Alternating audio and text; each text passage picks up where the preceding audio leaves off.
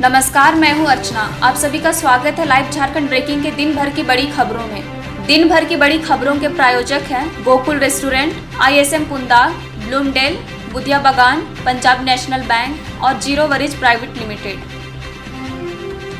Corona से पाकिस्तान में पहली मौत, ईरान ने 85,000 कैदियों को किया रिहा। DGP के रूप में IPS अधिकारी MV राव ने लिया पदभार, कल जारी हुई थी अधिसूचना। शिवसेना का भाजपा पर तंज, राजनीतिक वायरस, विपक्ष नीति सरकारों को खाने की कोशिश कर रहा है।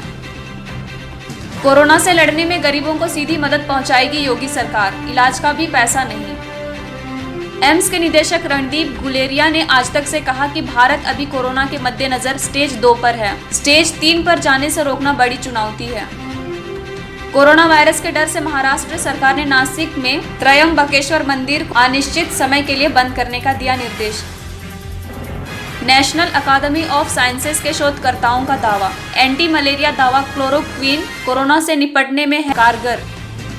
झारखंड हाईकोर्ट में कोरोना वायरस के संक्रमण को लेकर 15 दिन तक छुट्टी, सिर्फ आवश्यक मामलों पर होगी सुनवाई।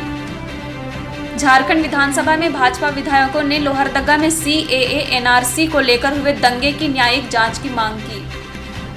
सिमडेगा के विधायक भूषण बाड़ा ने विधानसभा में करंगागुड़ी में हॉकी खिलाड़ियों के लिए सुविधा बहाल करने का मामला उठाया।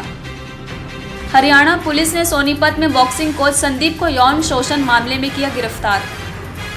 झारखंड सरकार ने बेतला राष्ट्रीय उद्यान को अगले आदेश तक पर्यटकों के लिए किया बंद। रेटिंग एजेंसी मूडीज ने यस बैंक की रेटिंग में किया सुधार।